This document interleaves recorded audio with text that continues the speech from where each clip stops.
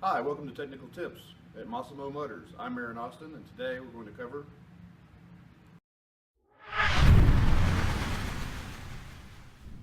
going to cover commonly used parts in the clutch replacement. Commonly, a lot of vehicles are overfilled with oil, which causes leaks to occur. When our service centers and dealers are going onto the website, they're actually ordering the wrong parts. Today we're going to cover what parts you actually need for the oil seals for the clutch cavity and the derby cover. You'll see here, number 18, that is your part number 91102-004-0000.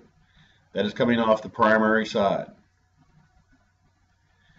On the transmission side, on the transmission fish, you will use number 5, which is part number 91104-004-000.